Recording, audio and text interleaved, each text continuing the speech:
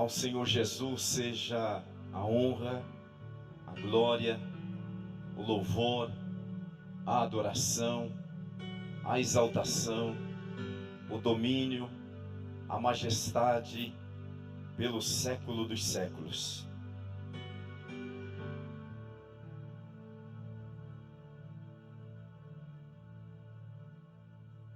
Eu quero continuar falando sobre missões.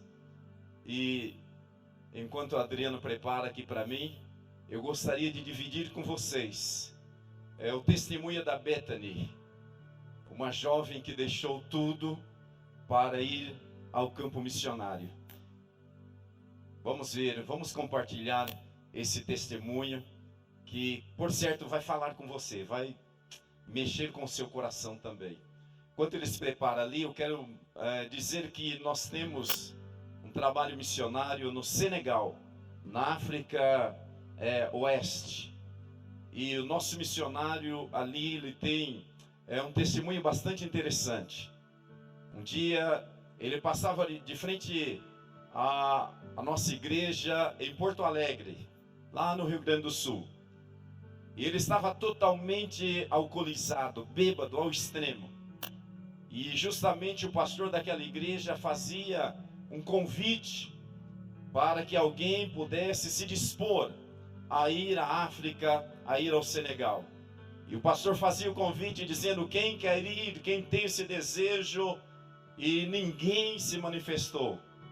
E Otávio Marques, naquela época totalmente embriagado, ele debruça na janela da frente da igreja, levanta a mão e diz: eu irei, eu vou. O que é preciso fazer para que eu vá? E naquele dia ele recebeu a Jesus como Salvador. Meses depois, após ter sido treinado, ele foi enviado para o Senegal e por mais de 35 anos ele esteve fazendo a obra do Senhor na África Oeste, construindo igrejas, construindo escolas, clínicas, um trabalho promissor ali naquele lugar. Vamos ver então o testemunho da Bethany?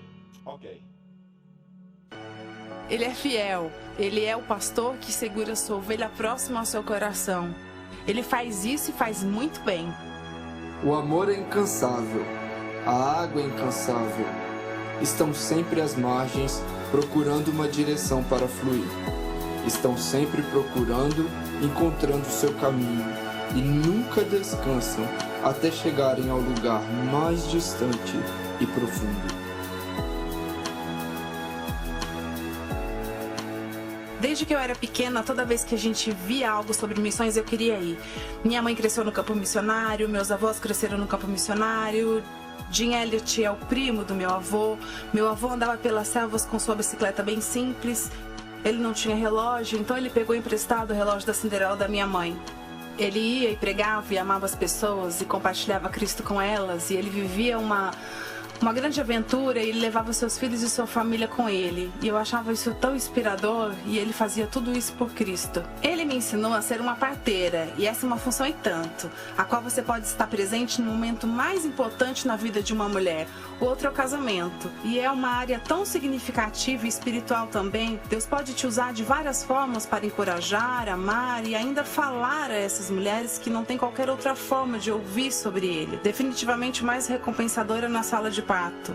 Nas altas horas da noite são momentos onde você acha que vai morrer por sentir que não tem nada. E ele vem e te dá. Ele salva vidas. Ele restaura a saúde dessas mulheres e quando você ora às 3 da manhã, é maravilhoso.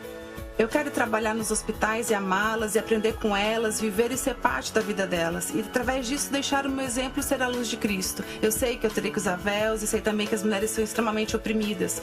Pois eu vou orar para que Deus me guie para andar com Ele, quer que eu ande para fazer o que for preciso aqui. E sei que Ele me dará graça a cada momento. Quando eu aprender árabe eu vou me mudar para as montanhas. Ali vou viver numa cidade extremamente pequena e fechada por muros no alto do morro, bem no topo das montanhas. Então é extremamente perigoso, vai ter lutas nas ruas do lado de fora, mas Deus tem me dado tanta paixão e alegria, sabe? Eu sinto tanta paz, eu poderia pensar em ir para qualquer outro lugar no mundo, mas eu não tenho paz, sabe? Se ele dissesse, então, Bethany, Vá viver um apartamento legal em Vancouver. Eu não sinto paz sobre isso. Eu quero ir para o Oriente Médio. Eu quero ir amar aquelas mulheres e ajudá-las. Eu sei que vai ser difícil e provavelmente a coisa mais difícil que eu já fiz na minha vida. Mas eu sei que vai ser também a aventura mais emocionante. Viver é Cristo e morrer é lucro. O que mais eu poderia querer? Faça o que você tem paixão para fazer e faça com todo o seu coração. Não se prenda por nada, por aquilo que as pessoas vão dizer ou fazer, mas vá para onde Ele está te chamando. E ande pelo caminho porque Ele tem um preparado para os seus pés. E saiba, quando você fizer isto, você se sentirá realizado. Sentirá tanta alegria, pois foi para isso que Ele te fez e te chamou. Existe uma pergunta que eu tenho sido lembrado o ano todo, e é quando você está andando este caminho com Jesus e Ele segura a sua mão, e a pergunta não pode ser: isso vale a pena? E sim, Jesus, vale a pena? Essa é a minha pergunta e o que me faz prosseguir, porque Deus sempre vale a pena. Então, seja lá o que Ele te chamou para fazer, faça, obedeça. Este é o teu chamado. Ele quer que você vá para o Canadá. Você tem que ir, entende? Se for para o Timbuktu, é para lá que você tem que ir. Acredite, Ele é digno.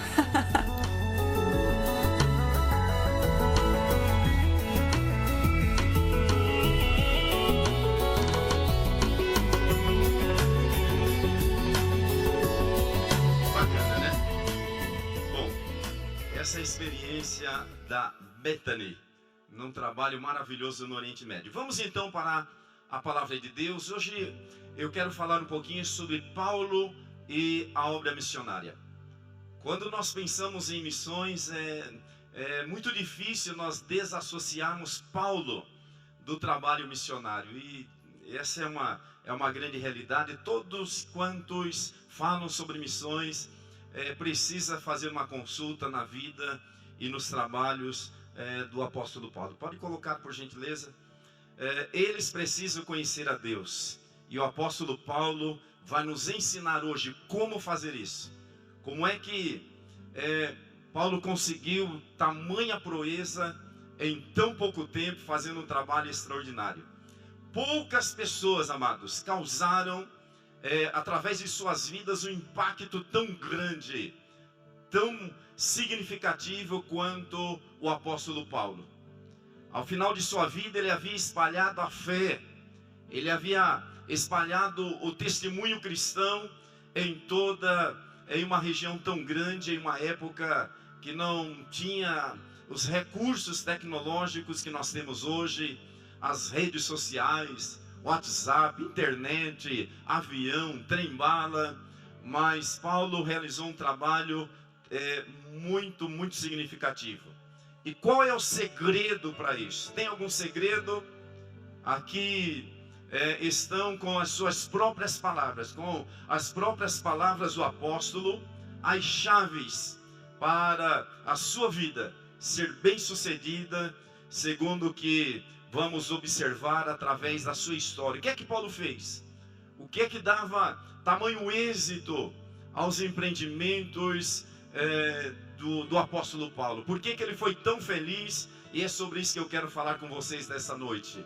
Qual foi o segredo para tamanho sucesso na vida do apóstolo Paulo? Vou usar as próprias palavras do apóstolo Paulo. Vamos correr um pouquinho na Bíblia para ganhar tempo.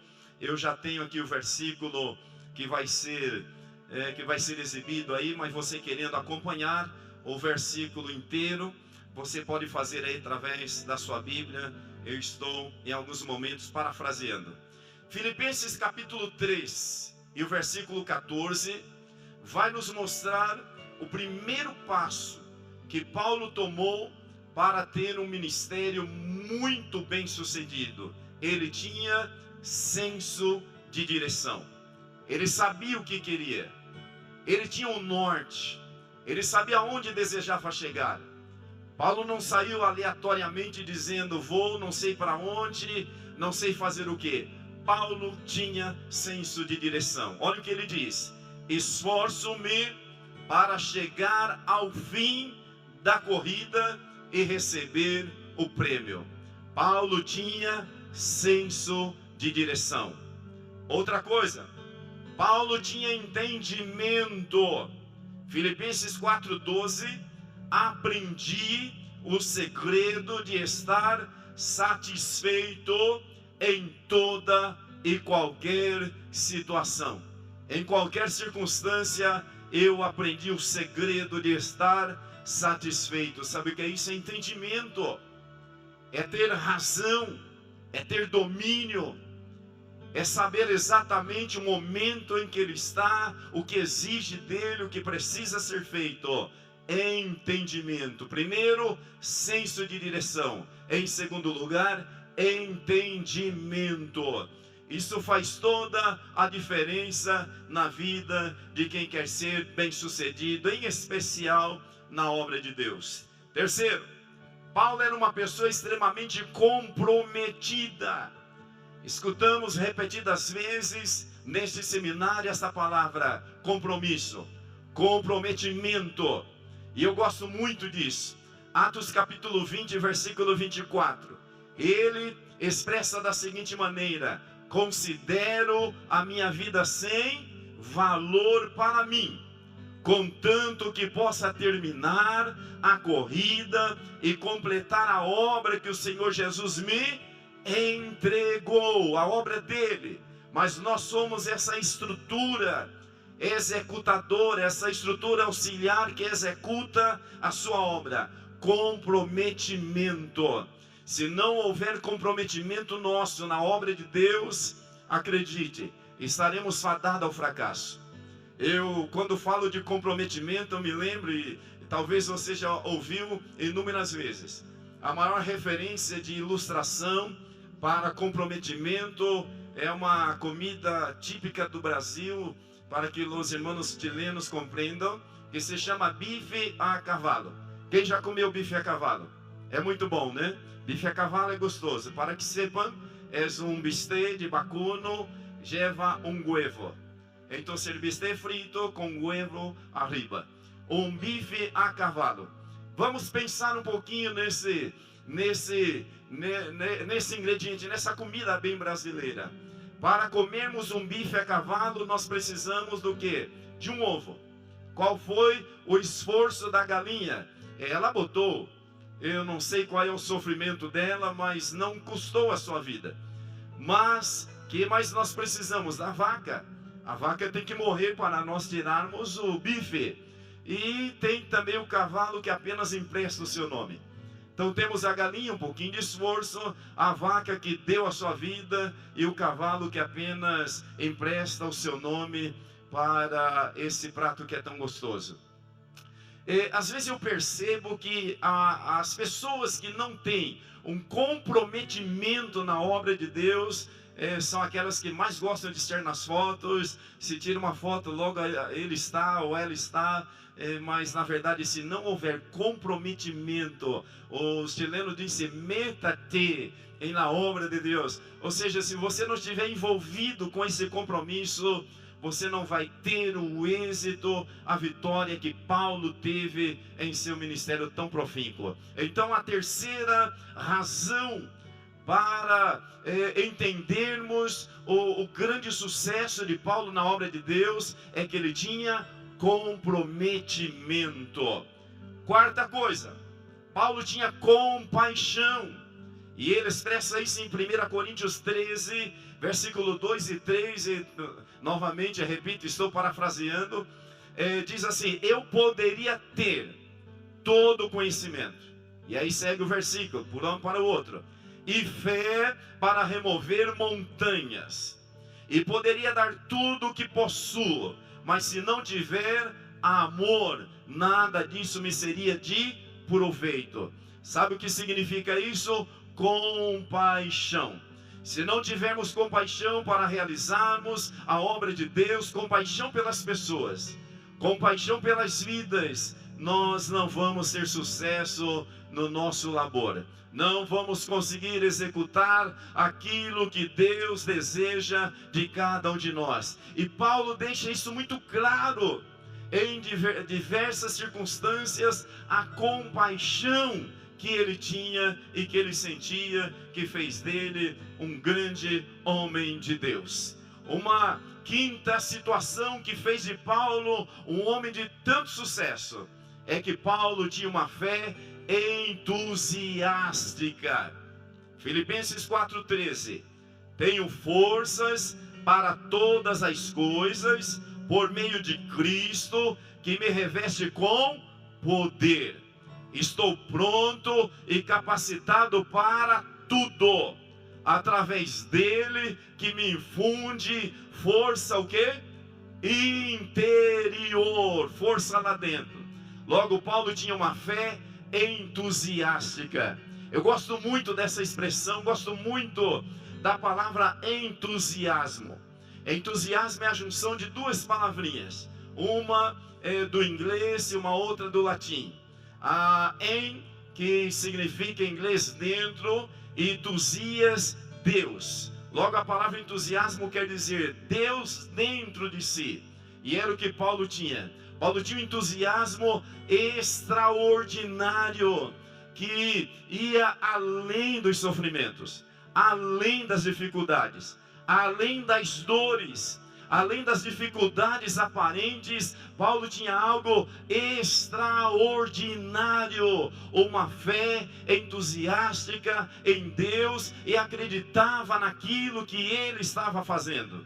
Glória a Deus. E esse é o ingrediente que cada um de nós precisamos ter: entusiasmo, para podermos realizar a obra do Senhor. Deixa eu abrir aqui um parênteses na mensagem e dividir com vocês um testemunho pessoal. Ainda que eu não tenha muito costume de contar muitas experiências, eu gosto mais de estar aproveitando o tempo dentro da mensagem, mas eu senti agora, não estava programado, mas senti de dividir com vocês um pouquinho, uma das experiências, uma das muitas experiências que tivemos ao longo desses 30 anos na obra missionária. Eu me lembro, no ano de 1994, eu e minha esposa fomos enviados para trabalharmos lá no sul do Chile, na cidade de Puerto Montt. Éramos bem jovenzinhos, eu com minha esposa, e para lá nós fomos. E tivemos todas as dificuldades que você possa imaginar. Em uma época que não tinha fax, não tinha internet, não tinha, as igrejas não tinham cartão de crédito. Naquela época nós recebíamos a nossa ajuda de 1 ano. E tínhamos que economizar o máximo, então eram muitas privações. E estávamos trabalhando ali, visitando as ilhas ali do sul, da Patagônia chilena, muito frio. Chegamos em pleno inverno. Imagina vocês, como é um paulista chegar no inverno no sul do Chile. Não foi muito fácil. E para ajudar, a minha esposa, ela acabou ficando grávida, ficou embaraçada. E isso complicou ainda mais a nossa situação. Mas estávamos empolgados, aquele missionário alegre, motivado, com uma fé entusiástica. Não tínhamos medo de nada, enfrentávamos tudo sem nenhuma dificuldade. Eu me lembro um dia de quarta-feira, dia miércoles. Estávamos orando dentro de uma igrejinha de madeira, muito baixinha por conta do frio. E eu estava orando, eu tenho o costume de orar com a testa no chão, debruçado, não é por nenhuma superstição ou nada que me leve a uma superioridade espiritual, senão que para sustentar o peso do meu corpo.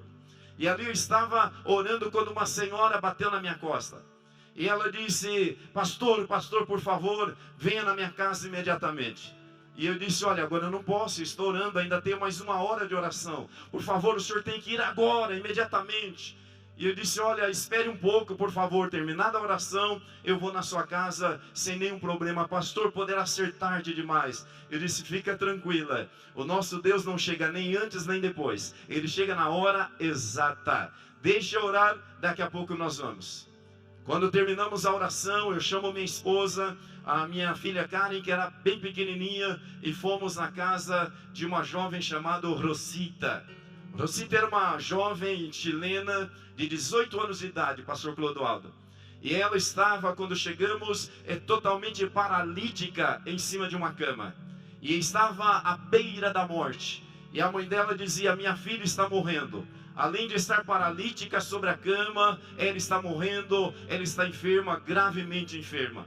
E nós então nos posicionamos ali na beira daquela cama, e o Espírito Santo falou comigo: cantem apenas, adorem apenas. Aquela mulher, por certo, mãe da Rosita, ela nos olhou, nos viu e depositou totalmente a esperança em nós, dizendo: são missionários, vão pegar na mão da minha filha, vão levantá-la, vão curá-la. E foi o sentimento que eu tive. Então o Espírito Santo disse: não façam nada, adore apenas. E nós começamos a cantar em português, porque não sabíamos ainda cantar as canções, os corinhos em espanhol. E começamos a cantar em português. Enquanto estamos cantando aí, e com a mão sobre a cabeça da Rosita, minha esposa sai por detrás de mim, chega perto dela e repreende aquele espírito de morte e aquela paralisia no nome de Jesus. E quando estamos no auge do louvor, a glória de Deus desceu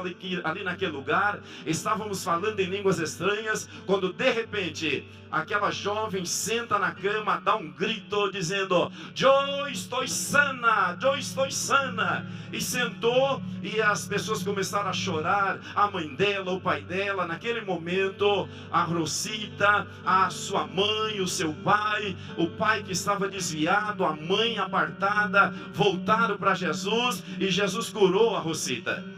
Um mês depois, mês de fevereiro, é o único mês que faz um pouquinho de calor lá em Portimão. E eu resolvi então fazer um batismo. Era o nosso primeiro batismo, uma temperatura mais ou menos 10 graus, 8 graus mais ou menos. Somado às águas geladas do Oceano Pacífico, imagina como estava. E fomos fazer o batismo de 5 novos crentes. Imagina a alegria de um missionário poder entrar no Oceano Pacífico pela primeira vez, uma baía, e receber 5 novos crentes descendo as águas. E veio uma pessoa, batizei, veio a outra, batizei, quando de repente lá veio uma moça andando sobre os seus próprios pés na minha direção. Era a Rosita, que há um mês atrás estava paralítica, agora está curada, vindo na minha direção para ser batizado nas águas. Quando ela para diante de mim, ela me abraça e me beija e disse: graças, missioneiro, por ter vindo de tão longe para me ajudar. Eu disse: não agradeça a mim, agradeça a Ele, a Jesus Cristo de Nazaré, o Yoshua Hamashia, o Deus Todo-Poderoso. Mas ainda tínhamos uma surpresa muito grande. No momento que ela me larga, deixa de me beijar, e quando eu mergulho a Rosita, batizando em nome do Pai, do Filho e do Espírito Santo, a hora que ela se levanta, Jesus batiza ela com o Espírito Santo. Ela começa a falar em línguas, e foi algo extraordinário que aconteceu naquela praia. Fomos para casa tão alegre, e quando voltamos à clínica, a médica disse: sua esposa está embaraçada, está grávida. Eu dizia: meu Deus, não podia ser no momento mais difícil. Vamos então cuidar. E um mês depois, a médica então diagnosticou uma gravidez de alto risco. E eu disse: meu Deus, tem misericórdia, nos ajuda, Pai. Muitos reclamam do Brasil, mas no Brasil quase tudo é gratuito. O problema do Brasil é a corrupção, mas a educação é gratuita, a saúde é gratuita. Isso não acontece no Chile. A saúde não é gratuita lá no Chile, tem que pagar. Enquanto eu tive condições, eu paguei. Até que um dia minha esposa ficou muito doente, muito mal, e precisei levar ela na clínica sem nenhum centavo. Então a diretora da clínica disse: olha, tem que pagar. Eu disse: olha, eu não tenho um peso para poder pagar, não tenho nada. Ela disse: olha, se o senhor concordar, nós fazemos aqui um termo de indigente, e atendemos a sua esposa como indigente, um indocumentado. Ele disse: não tenho problema, contanto que ela seja atendida, é uma urgência. Aí atender a minha esposa como indigente. foi muito difícil para mim assinar aquele papel de indigente para minha esposa ser atendida no momento de gravidez. Antes de ir para o campo missionário, era representante de venda da Dulore Internacional, ganhava muito bem. Meu último contra-cheque foi $10.000 por mês. E deixamos tudo para irmos para lá. E agora assinar um termo de indigente para a esposa ser atendida. Num momento tão especial na vida de uma mulher. Mas não tem problema, não tem problema. Estamos aqui entusiasmados pela obra de Deus. Temos uma fé entusiástica. Isso não nos vai frear, não vai tirar o nosso foco. Não tem problema. Então atendeu. E um mês depois, minha esposa fica gravemente enferma. E voltamos na mesma clínica. E a senhora disse: olha, pastor, infelizmente, nem como indigente eu posso atender a sua esposa. Se não pagar, não tem como. Naquela época não tinha como ligar para a igreja de Sorocaba. Oh, me manda dinheiro, hoje é fácil, hoje faz transferência, hoje tem cartão de crédito. Naquela época não tinha nada disso. E não tínhamos condições. Resultado disso, o nosso filho acabou falecendo. E não teve como socorrer. E quando vem a notícia, olha, infelizmente a criança faleceu. E agora o que tem que fazer? Tem que sepultar. Um outro grande drama. Eu não sabia que é tão caro a morte. E tinha que comprar o caixão. Eu não tinha dinheiro para o caixão. Tinha que comprar um espaço no cemitério. Não tinha dinheiro para isso. E eu me lembro que eu estava sentado de frente ao hospital, assim no meio fio, sentado chorando. Passa uma pessoa que me reconheceu e disse: missioneiro, o que está acontecendo? Eu disse: olha, o meu filho faleceu, não tenho dinheiro para sepultá-lo. E ele disse: olha, que pena, eu também não tenho dinheiro. Ah, se eu pudesse te ajudar. E eu disse: não tem problema, apenas me ajude em oração. Eu disse: ah, mas eu sei onde ir. Podemos ir na municipalidade, vamos falar com o prefeito, o intendente, vamos falar com ele e ele pode te ajudar. Então eu fui até a prefeitura, contei a história: olha, sou missionário, não tenho como sepultar o meu filho. E contei a história e disse: olha, nós vamos te ajudar pela assistência social. O senhor vai preencher aqui um formulário como indigente, novamente a palavra indigente. E se o senhor não tiver problema, o senhor assina esse documento de indigente e nós vamos sepultar o seu filho. Eu disse: não tem outra saída não. E assinei novamente a palavra indigente. E então terminaram algo muito pequenininho. E a pessoa dali disse: olha, vá ao cemitério e aguarde lá que em alguns minutos vão levar o corpo lá para o senhor. E lá vai para o cemitério eu e a minha filha. Minha esposa está internada com muitas dificuldades. Vai eu e minha filha para o cemitério. De repente chega o coveiro, o sepultadeiro, e entrega na minha mão uma caixinha bem pequenininha, como uma caixinha de papelão, e diz: aqui está o seu filho. E eu disse: eu vou dar um sepultamento digno para o meu filho. Então eu disse: eu vou fazer o que eu sempre fiz no sepultamento das pessoas da membresia da minha igreja. Então em um sepultamento se lê a palavra. Eu não tinha a Bíblia ali, mas eu disse: eu vou ler de memória, vou falar de memória. Então comecei a declamar o Salmo de número 23. O Senhor é meu pastor e nada me faltará. E chegou até a metade do Salmo 23, eu já não pude mais, porque estava chorando e a emoção era muito grande, não pude mais seguir com o Salmo 23. Eu disse: mas eu tenho que cantar um hino no sepultamento do meu filho. Eu preciso cantar. Se ele vivesse, eu seria o pastor dele. Então eu tenho que fazer um sepultamento digno. E aí eu comecei a lembrar de alguma canção, e eu me lembrei do hino 15, da harpa cristã, cantada na Assembleia de Deus. O hino de número 15 é a conversão. E eu começo cantando: ó, com cego andei, segurando o caixãozinho na minha mão, e perdido vaguei. E aí já não pude mais. Aí eu chorava, e o moço e os dois sepultadeiros ou coveiros olhando para mim, como que pensando: que loucura é essa que esse homem está fazendo? Mas eu estava fazendo o meu melhor para aquela criança que havia partido. E de repente, como eu não podia mais cantar, não podia mais recitar a Bíblia, eu resolvi fazer uma oração. Eu disse: Deus, eu não entendo o que está acontecendo comigo nesse momento.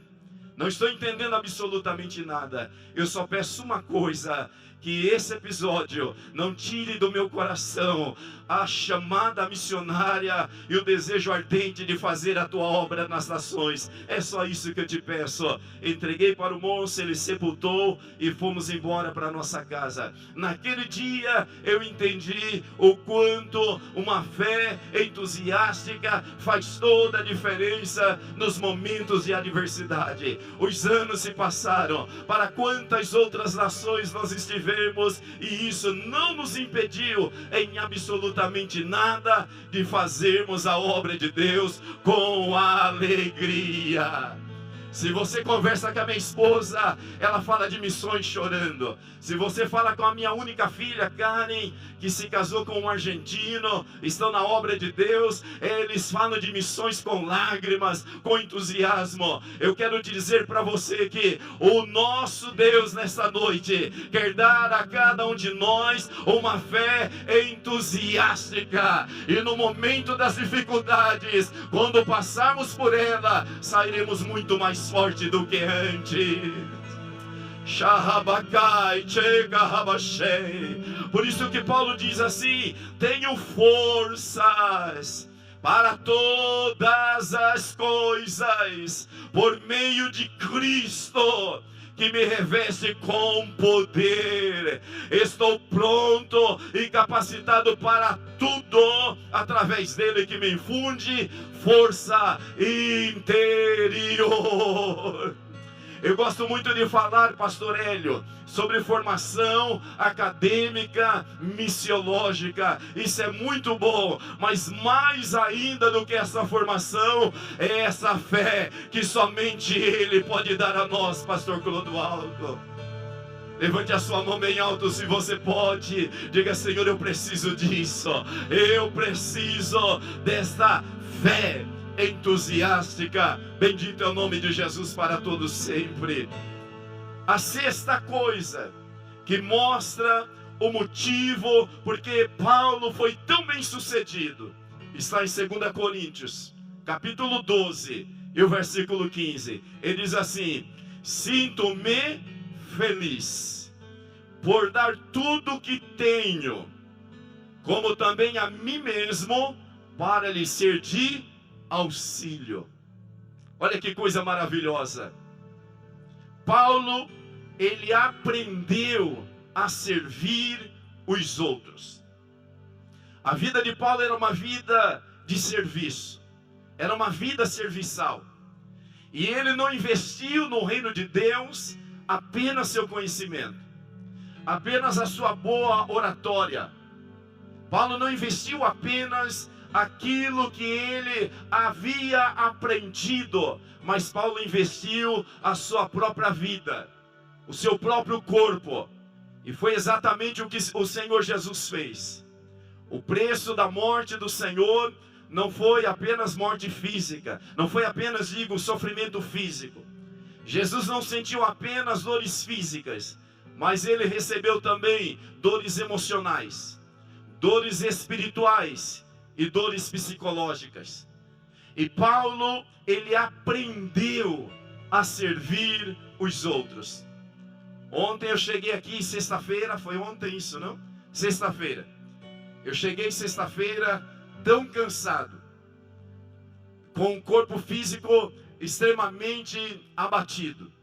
Nós temos em Sorocaba 1.500 haitianos. E faz 2 anos que nós montamos uma igreja só para eles. Temos na nossa igreja haitiana 350 membros. O culto é feito todo em crioulo ou francês.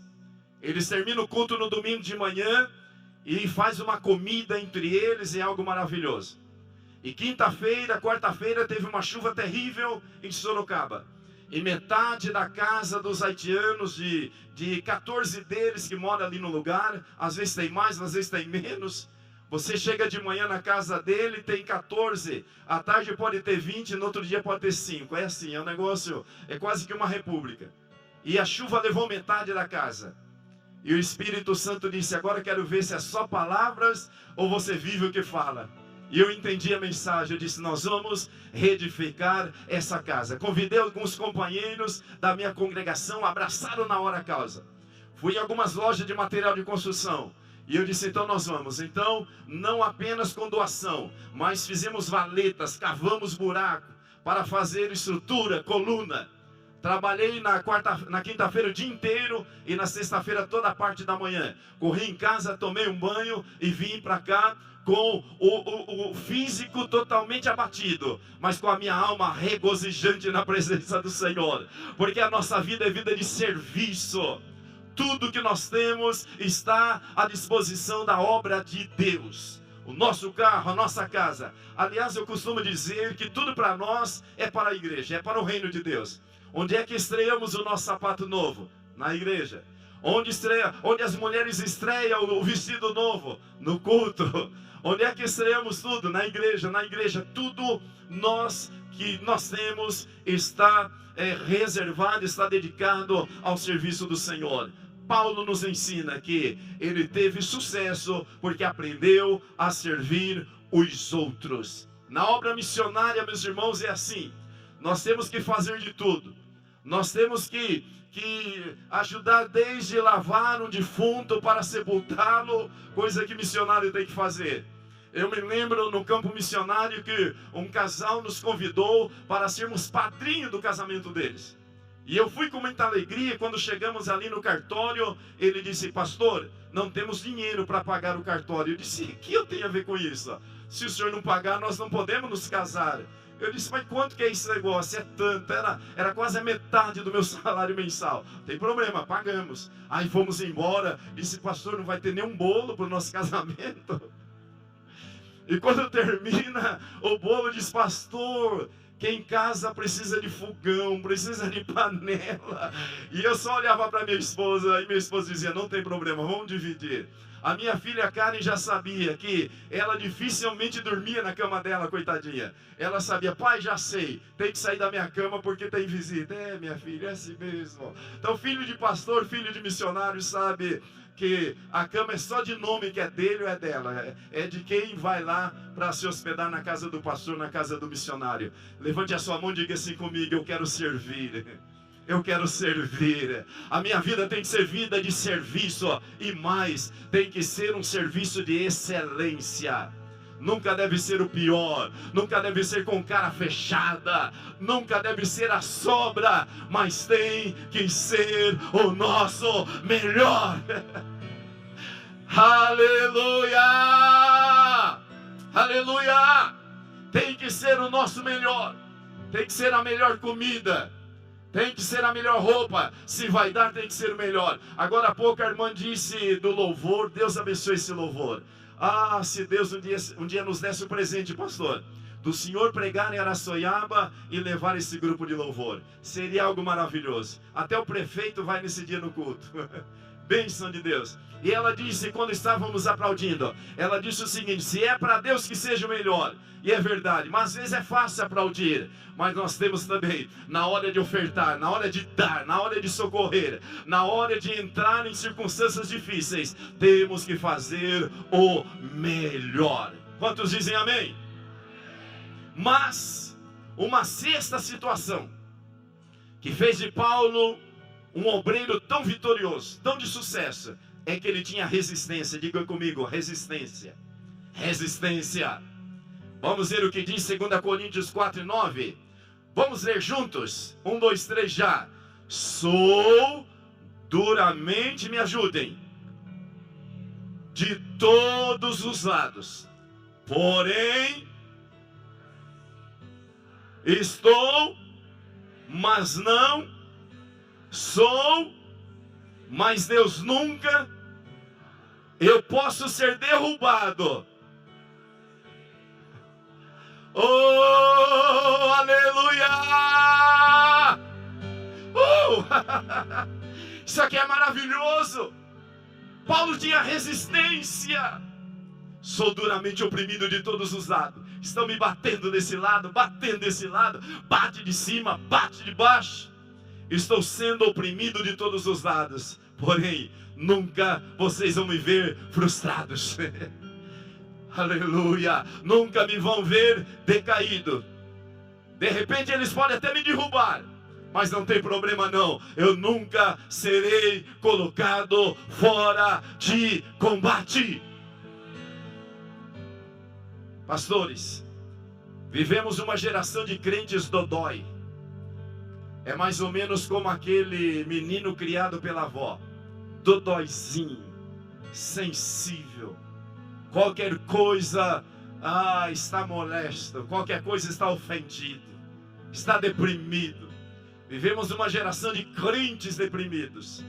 Mas eu venho aqui nesta noite, como profeta de Deus, para dizer a você que o Espírito Santo vai te dar resistência. Deus nunca vai te conduzir pelos caminhos mais difíceis. Às vezes eu penso que o senso de humor de Deus, com todo respeito, com toda reverência, às vezes eu penso que o senso de humor de Deus é bastante interessante. Porque Ele nunca facilita as coisas para nós. Nunca. Nunca Ele facilitará a nossa caminhada. Parece que quando o caminho é mais fácil por aqui, diz, olha, é melhor por aqui. E é extremamente mais difícil. É porque Ele deseja que compartilhemos da sua companhia, do seu cuidado. Eu me lembro de uma ilustração de um moço que estava indo com seu cavalo. E ele ainda tinha uma longa distância para chegar ao seu destino final. E está indo, está caminhando, quando de repente ele chega numa encruzilhada. E ele para e avista um homem humilde, simples, com um chapéu de palha.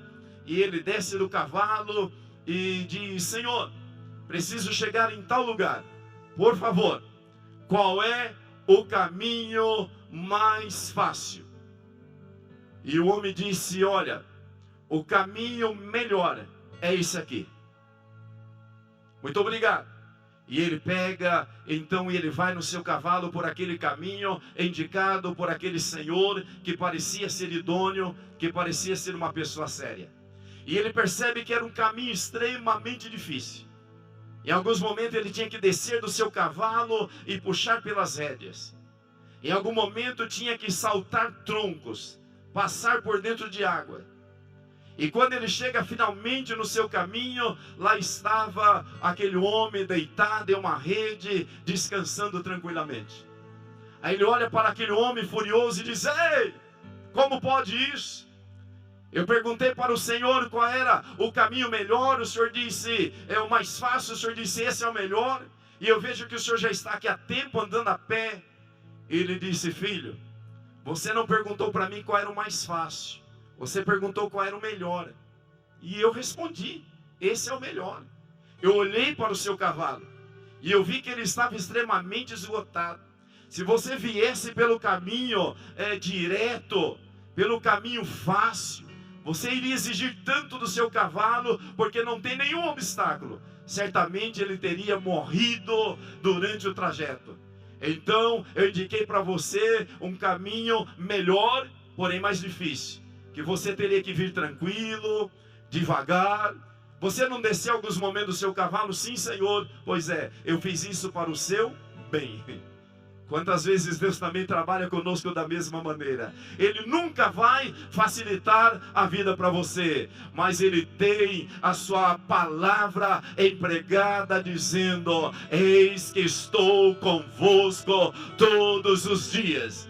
Os caminhos de Deus não são os mais fáceis, mas sempre serão os melhores para nós, porque é Ele quem nos dá resistência para enfrentarmos todas as dificuldades. Os crentes precisam desenvolver couro grosso, couro duro. E de vez em quando eu vejo a Discovery e vejo aqueles elefantes, hipopótamos, e vejo aqueles leões tentando matar a um rinoceronte, por exemplo. E o leão sobe sobre ele e morde daqui e morde dali. E o rinoceronte continua caminhando, pastando como se tivesse apenas recebendo massagem nas costas. Dá a impressão que ele está gostoso, que está divertido. Ei, em nome do Senhor Jesus Cristo, tenha resistência. Senão você não poderá fazer a obra de Deus. Nunca você será colocado fora de combate. E para terminar, porque tenho 5 minutos, eu sempre gosto de terminar 5 minutos antes do meu tempo, para ser convidado para uma próxima vez. Escutaste, Gustavo? Não, estou rogando. Experimente edificar essas qualidades em sua própria vida, para ver o que acontece. Meu grande desejo da minha alma, é que a igreja em Nova Poá, pastores, deixe a sua marca, tanto em missões urbanas, quanto em missão transcultural, e a igreja diz, Iandejara Tanderovassá. Deus os abençoe. Jesus Benyon. Que Jesus abençoe vocês. Xexê. Obrigado. Graças. Obrigado. Deus abençoe. E acabou o meu repertório.